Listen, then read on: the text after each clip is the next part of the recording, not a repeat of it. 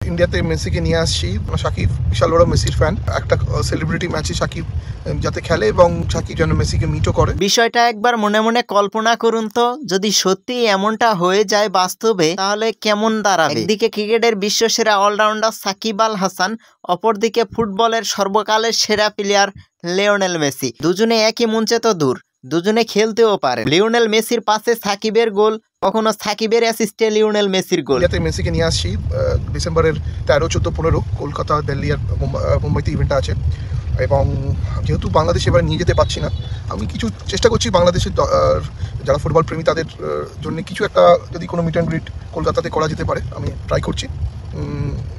মানে সেটা তো একটা ট্রাই করছি। আর সেকেন্ডলি সাকিবুল হাসান খুব বড় মেসি ফ্যান, এটা আমি জানতাম। এটা আমার বন্ধু ওকে ম্যানেজ করে, রুদ্রদীপ বলে। তার সঙ্গে আমার কথা হয়েছে, আমরা চেষ্টা করছি সাকিবকে নিয়ে আসার একটা সেলিব্রিটি ম্যাচে সাকিব যাতে খেলে এবং সাকিব যেন মেসিকে মিটও করে, কারণ সাকিব বিশাল বড় মেসির ফ্যান। সেটা চেষ্টা করছি, তোমায় আমি জানাবো আপডেটটা কেমনভাবে হবে।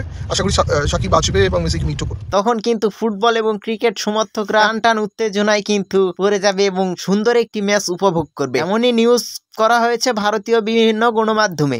তারা জানিয়েছেন যে লিওনেল মেসি কিন্তু আগামী ডিসেম্বরে খেলতে আসতেছেন ভারতে। যদিও কিন্তু সম্ভাব্য কোনো সূত্র থেকে খবর পাওয়া যায়নি, শুধুমাত্র ভারতীয় কিছু গণমাধ্যমে এই নিউজ ছড়াও হয়েছে।